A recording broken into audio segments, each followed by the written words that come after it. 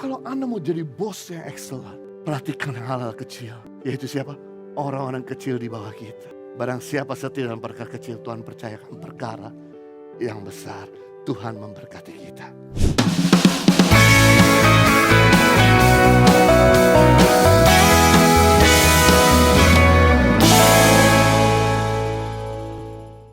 Yang keempat terakhir, spirit excellent daripada Daniel miliki excellent work, kerja yang excellent.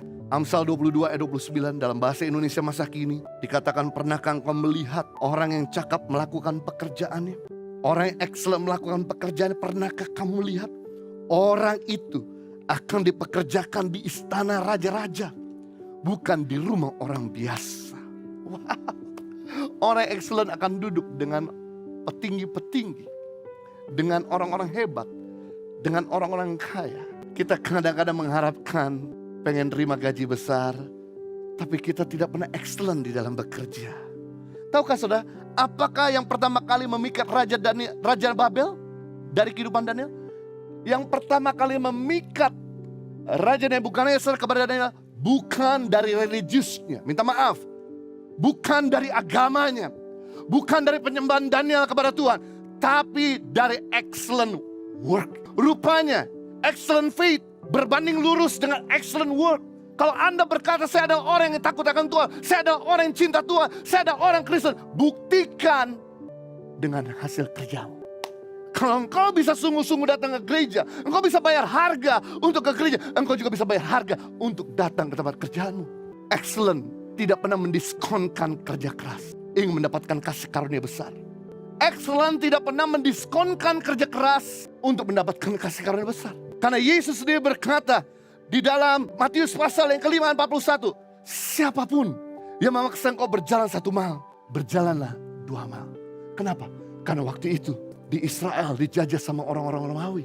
Dan orang-orang Romawi sedang membangun istana, sedang membangun tempel Yerusalem. Orang Romawi bisa minta tolong kepada setiap orang Yahudi yang lewat di depannya untuk mengangkat batu 1 mil. Itu harus dengan sukarela. Tapi Yesus berkata kepada murid-muridnya, kalian semua, kalau ada orang Romawi, penjajah kamu, meminta kamu mengangkat batu 1 mil, angkatlah 2 kali lipat, 2 mil. Maka sejak itu orang-orang Romawi melihat setiap orang yang mengangkat 2 mil adalah murid-murid Yesus. Karena Yesus excellent, murid-muridnya juga excellent. Artinya apa? Kalau Anda digaji UMR 5 juta per bulan, bekerjalah seperti engkau digaji 10 juta. Kalau engkau digaji 10 juta, bekerjalah seperti engkau digaji 20 juta. Kalau engkau digaji 20 juta, bekerja seperti engkau digaji 40 juta.